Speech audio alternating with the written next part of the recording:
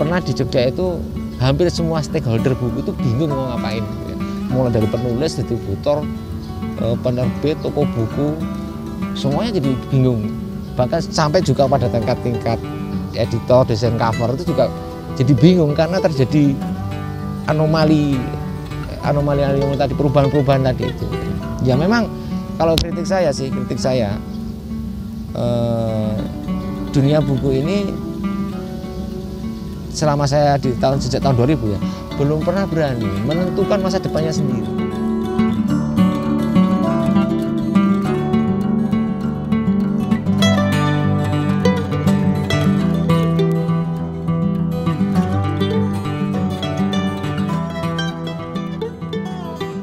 Kali ini mungkin saya akan lebih berbicara sebagai saksi sejarah lah, khususnya di dunia buku atau di dunia industri buku, lebih sempit lagi di Jogja. Cuman walaupun pembatasnya di Jogja sih, saya masih yakin bahwa ini bisa menjadi juga wacana nasional karena banyak sekali titik-titik perubahan di dunia buku itu terjadinya di Jogja gitu ya. Cuman orang Jogja itu kan mungkin kalah gitu ya, mungkin kalah secara pendekatan industri dengan kota-kota lain ya, mungkin Jakarta gitu atau Bandung gitu ya. Tapi sebenarnya banyak sekali pemicu perubahan-perubahan atau dinamika lah, ada dinamika di dunia buku ini terjadinya di Jogja. Saya sendiri masuk pertama kali di dunia buku itu tahun 2000, jadi sebelumnya saya nggak pernah di buku, sehingga saya banyak belajar di awal-awal tahun itu. Dan kalau dihitung sampai sekarang, alhamdulillah saya masih di buku walaupun 20 tahun ini tidak di satu tempat. Jadi saya pertama pernah ada di toko buku, terus kemudian 10 tahun di sana, terus kemudian saya jadi penerbit. Kalau di dalam istilah industri itu di toko buku ini berarti saya ada di titik retail.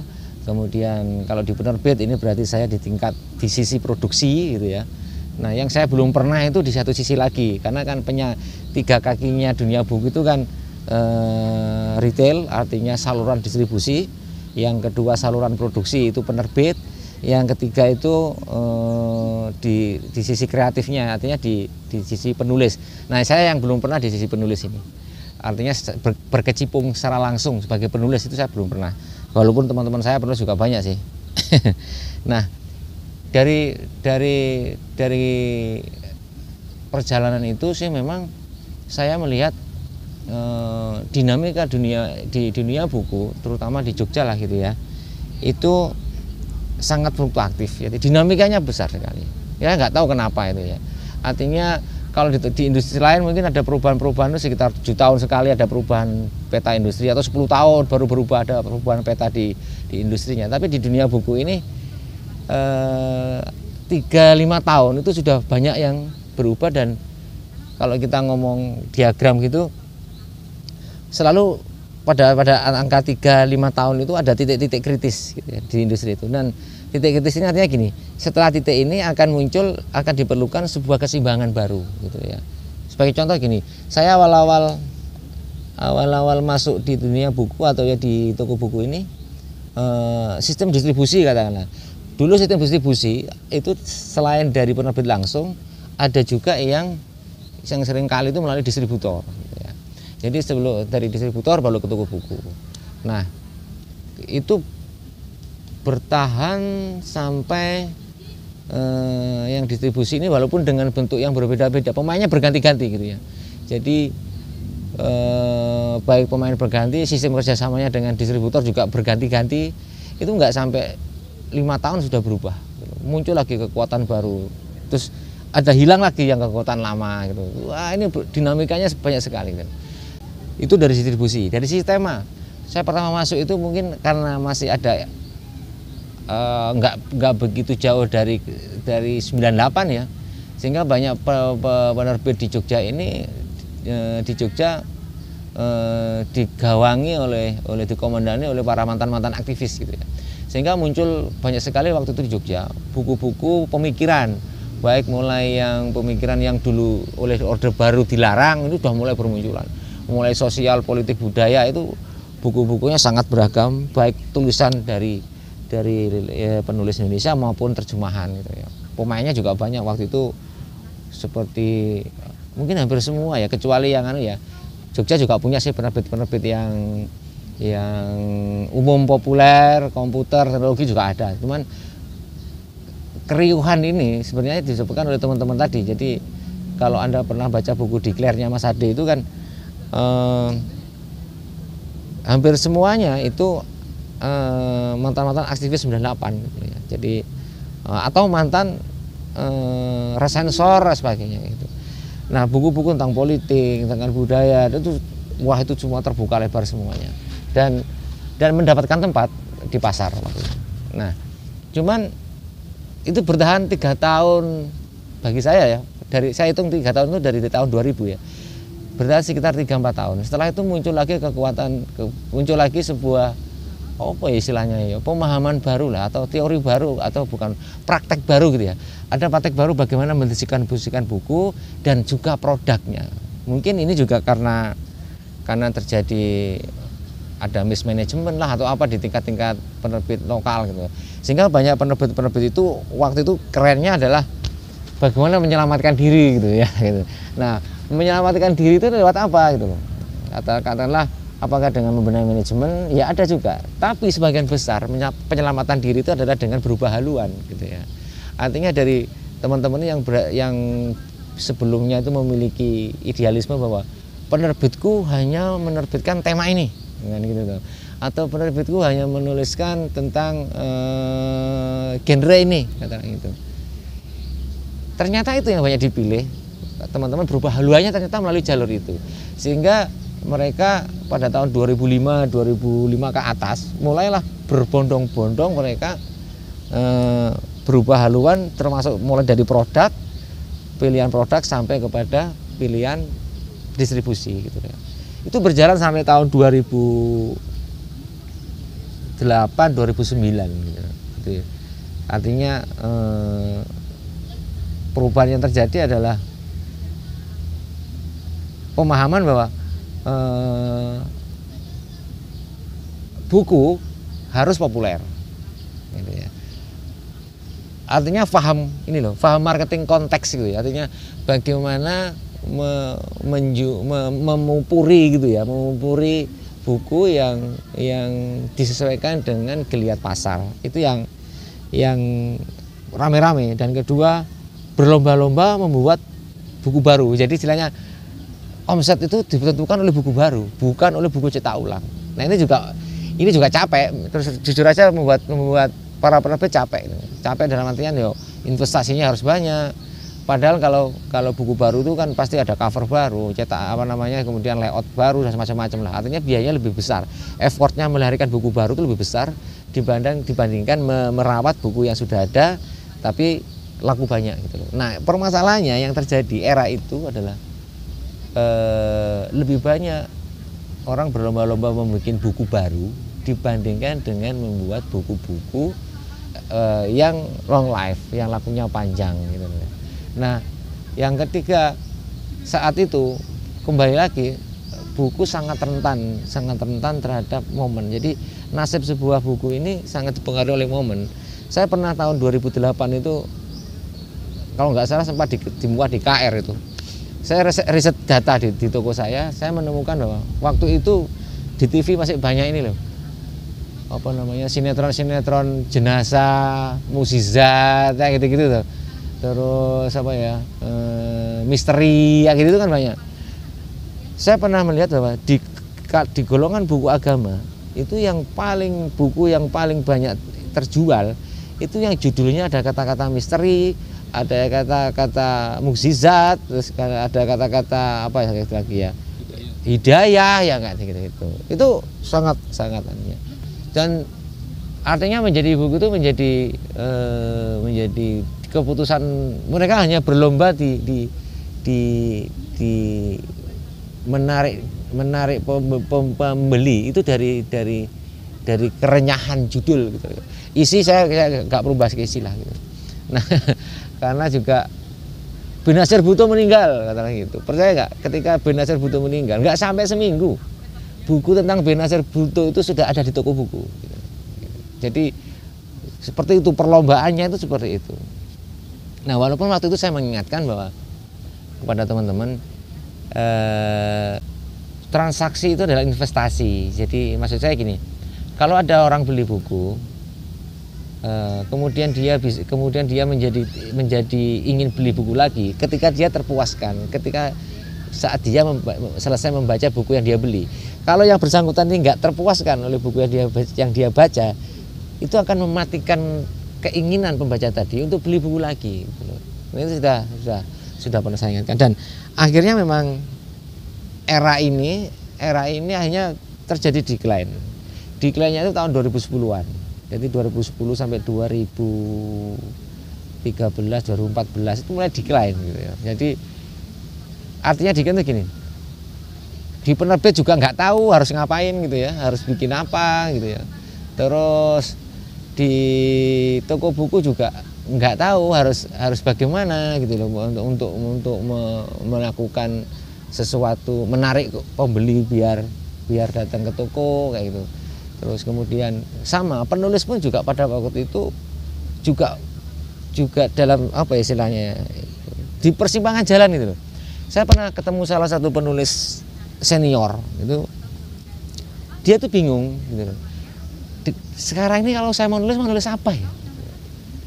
Artinya gini, itu berbarengan dengan itu loh, dengan mulainya pembatasan karakter di artikel koran. Nah, bagi penulis senior itu kan sangat stres itu, nulis dibatasi itu ya. Nah, artinya kan mereka akhirnya bingung. Nah, yang cocok sekarang ini dengan kondisi sekarang ini, saya harus nulis apa? Kalau dia sebelumnya nulis tentang panjang-panjang dan itu mencerahkan, memang isinya bagus gitu. Tapi buku ini menjadi tertolak ketika dia masuk ke dalam dunia buku gitu ya. Tulisannya menjadi tertolak ketika dia masuk ke dunia buku. Ini yang apa namanya? Penulis pun juga jadi bingung waktu itu. Harus ngapain? Nah, ini sempat memang. Jadi pernah di Jogja itu hampir semua stakeholder buku itu bingung mau ngapain gitu ya. Mulai dari penulis, distributor, penerbit, toko buku, semuanya jadi bingung. Bahkan sampai juga pada tingkat editor, desain cover itu juga jadi bingung karena terjadi anomali tadi, perubahan tadi itu. Ya memang kalau kritik saya dunia buku ini selama saya sejak tahun 2000 ya belum pernah berani menentukan masa depannya sendiri gitu. Sehingga dia nasibnya terombang-ambing oleh pihak-pihak atau industri lain yang mampu menentukan masa depannya sendiri. Nah, sampai sekarang kayaknya juga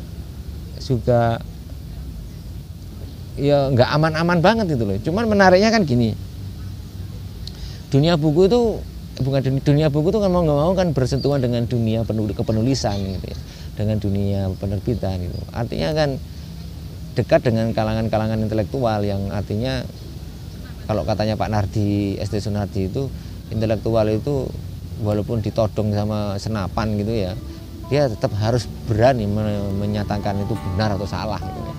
Artinya tetap aja ketika spirit itu masuk ke industri gitu ya, tetap luntur, nggak bisa, nggak ada yang berani untuk menjalankan itu.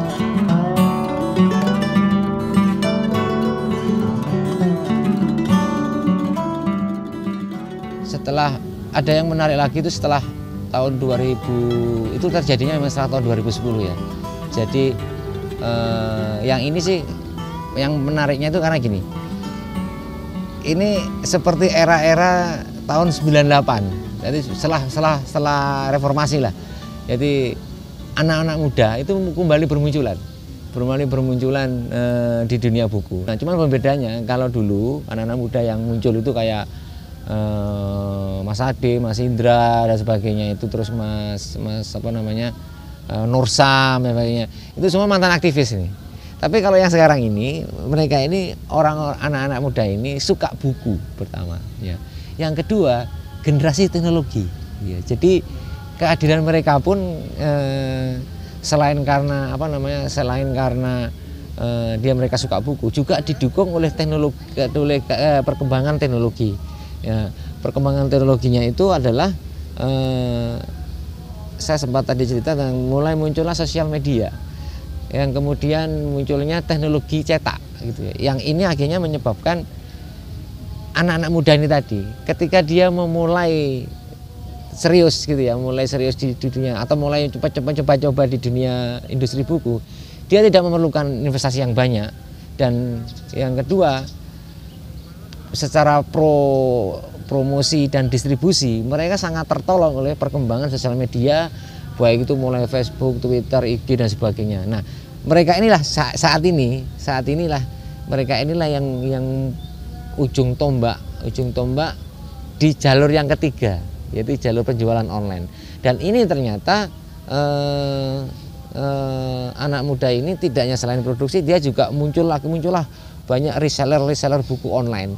Nah, reseller ini juga kebanyakan anak-anak muda yang lahirnya itu tali pusarnya mouse gitu loh. Jadi dia sudah sangat lahirnya dia itu sudah sangat lekat dengan dunia teknologi. Nah, ini memang terobosan yang bisa memotong jalur distribusi, bisa memotong investasi dan biaya gitu loh. Nah, makanya banyak anak-anak muda yang hanya lahir sebagai pemain dunia buku. Nah, ini memang tingginya itu setelah 2015. Jadi titiknya itu 2015, terutama mulainya marketplace. Nah, memang marketplace itu memberikan juga kontribusi terhadap perkembangan teman-teman anak-anak muda tadi itu, yang sampai hari ini mungkin masih banyak itu dan itu gede-gede loh omsetnya teman-teman muda ini, baik yang terutama yang di reseller ya, yang dia punya lapak ini dengan serius. Dia bahkan punya kantor sendiri, punya karyawan sendiri yang hanya menjual buku gitu. Nah, ini juga akan akhirnya memunculkan keseimbangan baru gitu loh, keseimbangan baru. Nah, ya kita nggak tahu, karena kan ini juga bagi saya ini juga rapuh, karena kan bagaimana nanti kalau marketplace itu udah nggak ada, gitu ya. Dan itu bukan hal yang tidak mungkin, wong. Kadang-kadang orang-orang itu yang punya marketplace itu kan mainnya cuma investasi gitu ya. Katakanlah sahamnya dia ditarik atau investasinya ditarik, ya ditutup juga gitu loh. Tapi saya bisa bilang semua perkembangan teknologi itu sangat mempengaruhi, cukup mempengaruhi juga lahirnya pemain-pemain muda di dunia buku gitu. Terutama di era-era tahun 2014, 2013, 2014 gitu loh. Yang sebelumnya mereka cuma penikmat buku gitu loh. Nah, ya juga mungkin mereka ada kerinduan juga gitu loh. Ada buku-buku lama yang dulu tahun-tahun awal 2000 sampai 2003 dicari nggak ada, karena kan udah buku-buku berat, buku wacana warisan para leluhur senior sudah nggak ada gitu loh. Nah, tapi akhirnya setelah itu baru setelah ada ini mulailah para pemain lama tadi, ada beberapa yang akhirnya memproduksi kembali dengan cara yang lebih tepat karena tidak perlu biaya yang lama.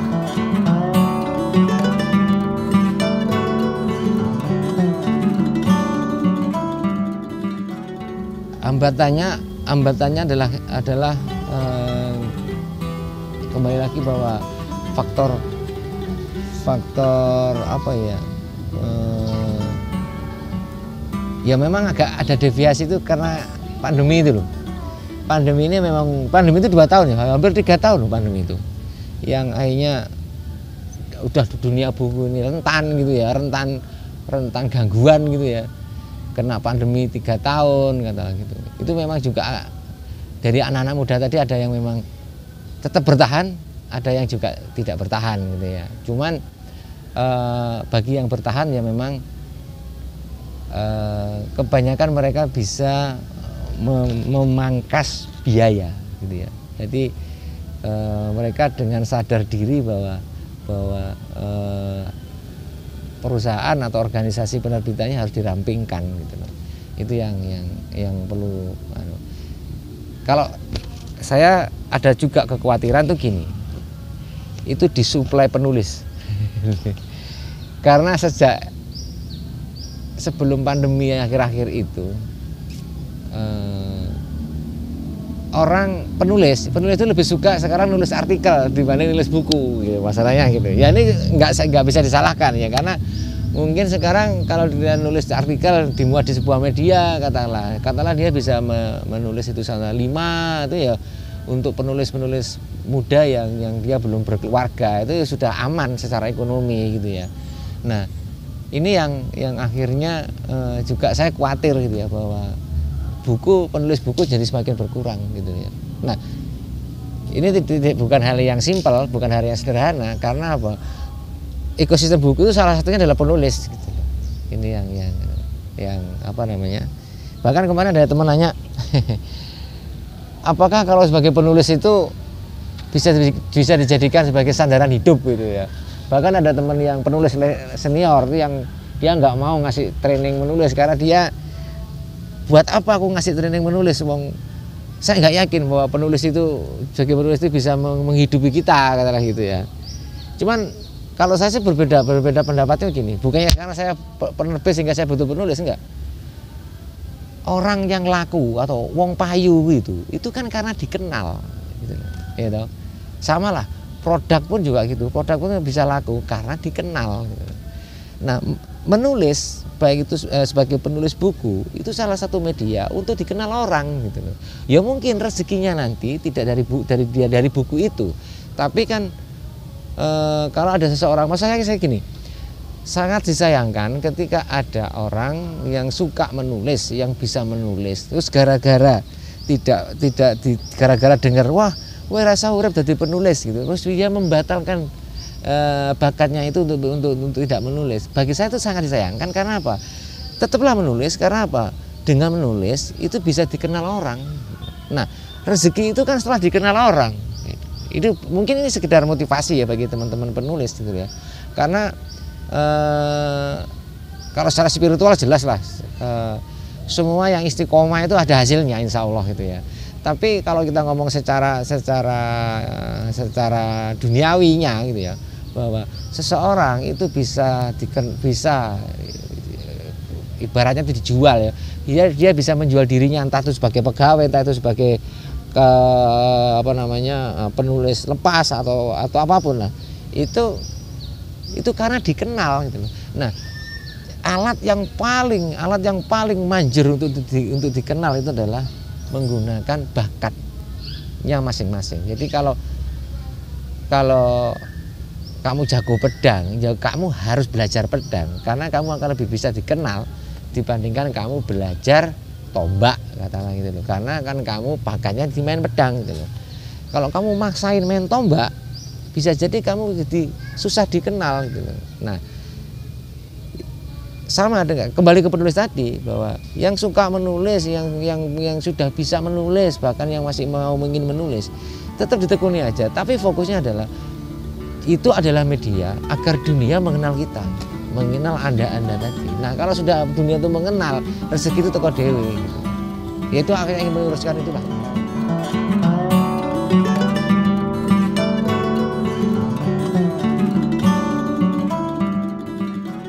Isu terakhir itu kan masalah ISBN. ISBN itu gini, gampangannya gini.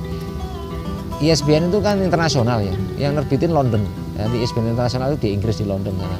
Nah, kesimpulannya gini, Indonesia itu sudah over jumlah ISBN-nya yang dikeluarkan oleh Perpusnas, itu terlalu over sehingga di stop. Nah, karena dinilai Indonesia itu, jadi gini, 1 juta nomor ISBN itu kalau di negara lain itu biasanya habis dalam waktu 5 sampai 10 tahun. Nah, Indonesia itu belum 5 tahun itu sudah hampir 1 juta habis. Nah ini dinilai oleh pihak ISBN internasional ini nggak wajar gitu. Tapi ya kalau ngomong-ngomong gitu kan berarti buku di Indonesia itu wakeh gitu ya. Tapi nggak tahu artinya kalau udah ngomong kayak gitu kan bagaimanapun kita kan ada pihak yang lebih berwenang untuk itu. Cuma yang saya heran tuh gini. Ini kembali kita terjajah gitu loh Mas. Kenapa Perpusnas kok nggak bikin ISBN sendiri? Oke lah, nggak internasional, katakanlah nasional yang tidak bisa diatur oleh pihak-pihak lain. Gitu. Karena setiap negara itu pasti kan punya kondisi industrinya masing-masing gitu. Ada dengan kondisi sosial, budaya dan ekonominya masing-masing. Mereka juga nggak akan paham bahwa di Indonesia itu bahwa satu penerbit omsetnya itu disumbang oleh buku baru. Pengadaan buku juga gitu. Buku yang dijual melalui proyek pengadaan buku tidak selalu bisa dijual di jalur toko buku. Gitu loh. Akhirnya kan penerbit mau nggak mau harus bikin 2 lipat gitu loh. Kondisi ini kan nggak terbaca oleh ISBN internasional. Makanya kok menurut saya ini loh ya, daripada kita terjajah seperti itu, Indonesia punya sendirilah di bawah Perpusnas nomor ISBN sendiri nasional. Perkara nanti di buku itu dicantumkan 2, yang atas ISBN internasional, yang bawah nasional, atau buku yang cuman nasional saja ya gak masalah sebenarnya. Ini yang saya mau titip, mungkin di sini kalau ada yang sempat mendengarkan bisa menjadikan pertimbangan bahwa ISBN itu cuma masalah bagi saya itu kita dengan rela dijajah itu sama ISBN internasional itu yang.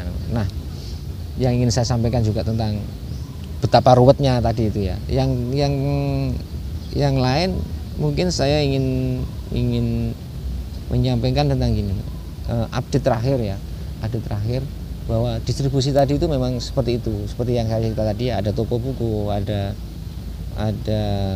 distributor gitu ya. Nah, sekarang ini jalurnya secara fungsi sama, tapi muncul lagi yang namanya di jalur distribusi online. Online ini tetap jual buku fisik, tapi penjualannya melalui online, jadi mulai marketplace dan sebagainya. Ini pun kan juga sebagai bukti ya bahwa nasibnya industri buku ini kan juga tergantung orang-orang pihak-pihak lain yang berkuasa secara ekonomi itu ya. Mau bikin apa, kita jadinya ikut itu, mau nggak mau juga gitu ya. Walaupun secara sistem itu lebih ada untungnya juga bagi dunia buku yang terkait dengan investasi di stok buku gitu ya. Jadi kalau sekarang sih teman-teman buku ini di Jogja yang saya tahu adalah dia penjualan ada yang lewat toko buku, tetap ada yang lewat toko buku, ada yang tetap lewat distributor, ada yang kemudian ada yang lewat penjualan online. Nah, penjualan online ini macam-macam, ada yang juga lewat reseller online maupun dikerjakan sendiri gitu. Tapi intinya jalur distribusi sekarang tambah satu nih online. Nah, yang saya survei beberapa data itu memang kalau secara judul tidak semua buku yang lahir sekarang itu bisa dibeli oleh pembeli lewat toko buku. Jadi sekarang sudah mulai banyak buku-buku yang di toko buku nggak ada, tapi di online ada. Masalahnya kan gampangannya gini lah, toko buku besar itu ya, katakanlah toko buku modern itu paling ada minimal itu di ibu kota provinsi. Jadi kalau sudah di bawah itu kota kabupaten itu sudah nggak ada toko buku yang modern lah istilahnya gitu, yang bisa diakses oleh pembeli untuk mengupdate atau membeli buku gitu ya.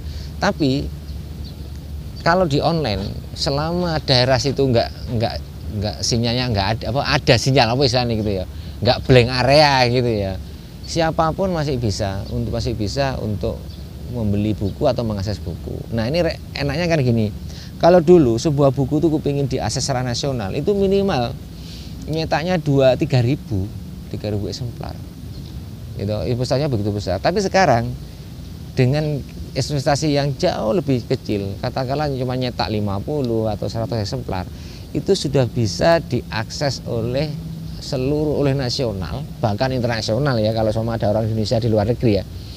Kan banyak tuh TKW itu beli novel beli novel Indonesia gitu loh. Itu karena menggunakan saluran distribusi online. Itu yang terbaru seperti ini. Nah, ini kan juga peta baru gitu yang selama ini nggak pernah terjadi di tahun-tahun sebelum tahun 2015 mungkin gitu ya. Karena di tahun-tahun 2010-2015 itu yang merebak pertama baru sosial media gitu. Kan lahirnya sosial media mungkin pertama kali Facebook gitu ya. Facebook itu kan baru lahir sekitar bukan lahir lah, baru dikenal di Indonesia itu antara 2010, 2008, 2009 sampai 2015 gitu ya. Nah setelah itu muncullah kayak lapak-lapak online dan sebagainya. Nah ini yang juga akhirnya memunculkan keseimbangan baru gitu loh. Nah yang saya khawatir itu kan begitu cepatnya dinamika ini itu merepotkan para pelaku buku untuk melakukan pengembangan. Berarti uripe ku mau menyesuaikan baik gitu loh. Ini yang saya yang agak ya memang sih kalau saya belum terakhir itu kan sebelum pandemi itu kan saya dengan teman-teman sempat bikin Kampung Buku Jogja ya. Itu sebenarnya saya ingin menegaskan lagi gini. Idealisme itu gini. Sebuah industri itu harus punya acara kultural. Jadi kalau kamu punya apa namanya itu di Taman Budaya itu apa namanya bincang-bincang sastra sebagainya, itu sebenarnya acara kultural. Nah, acara kultural ini sebenarnya yang untuk menjaga ekosistem. Kalau nggak ada acara kultural itu timpang. Biasanya ekosistemnya sebuah industri akan nggak lama usianya. Ya kalau di motor kan ada geng motor apa namanya NMAX, kayak gitu-gituan lah, ada ya grup-grup motor gitu ya. Itu sebenarnya acara kultural agar apa? Agar user atau pemakai itu tetap merasa memiliki dan ekosistem tetap berjalan. Kalau banyak acara-acara kultural, katakanlah terutama bagi penulis ya, mereka kan bisa menjadi ajang untuk apresiasi, ajang upgrade kemampuan, terus bisa berinteraksi dengan penulis yang lain. Nah itu kalau nggak ada acara-acara kayak gitu, ya itu biasanya ya kalau ada industri yang sudah mulai meredup acara-acara kulturalnya, itu agak susah hidupnya industrinya itu. Nah kalau industri ini sudah nggak hidup, stakeholder atau pihak-pihak yang ada di situ juga susah akhirnya gitu loh. Ujung-ujungnya udah susah kabeh gitu loh. Ini yang mungkin yang apa namanya yang bisa aku potret selama 20 terakhir gitu ya, 22 tahun berarti sekarang ya.